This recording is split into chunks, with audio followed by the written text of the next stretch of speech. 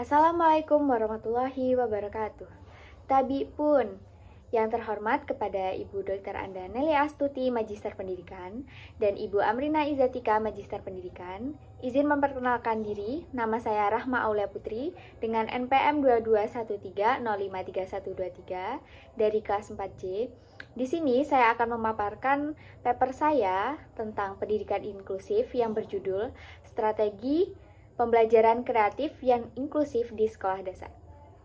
Selamat menyaksikan. Dalam sistem pendidikan nasional yang tercantum pada Undang-Undang Nomor 20 Tahun 2003, pendidikan dijamin penuh tanpa adanya diskriminasi dalam bentuk apapun.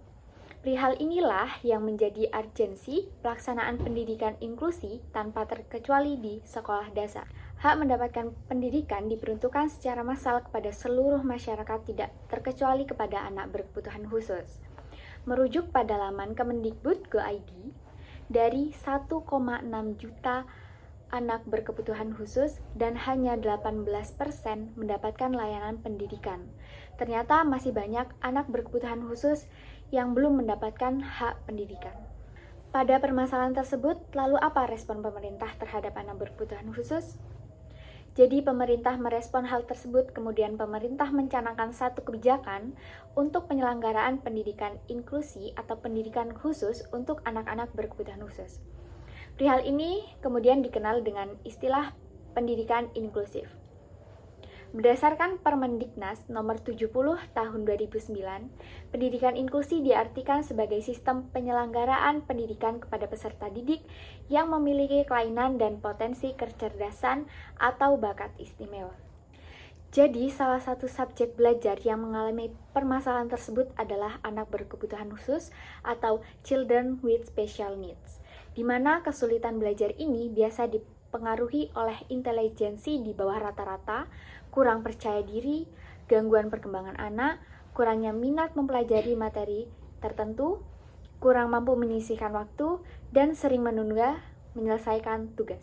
Anak berkebutuhan khusus atau ABK merupakan istilah lain untuk menggantikan anak luar biasa atau ALB, yang menandakan adanya kelainan khusus, karena karakteristik dan hambatan yang dimiliki ABK memerlukan bentuk pelayanan pendidikan khusus yang disesuaikan dengan kemampuan dan potensi mereka.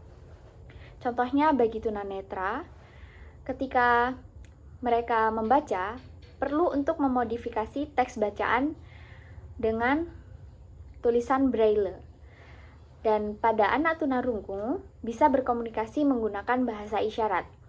Dan anak berkebutuhan khusus biasanya bersekolah di sekolah luar biasa atau SLB sesuai dengan kekhususannya masing-masing. Pembelajaran bagi anak berkebutuhan khusus atau ABK atau yang dimaknai dengan student with special needs membutuhkan strategi tersendiri. Pada penyusunan pembelajaran, guru dapat melakukan pendataan pribadi peserta didik. Karakteristik ABK umumnya bersinggungan dengan tingkat perkembangan fungsional. Karakteristik spesifik tersebut meliputi tingkat perkembangan sensor motorik, kognitif, kemampuan berbahasa, keterampilan diri, konsep diri, dan interaksi, serta kreativitas.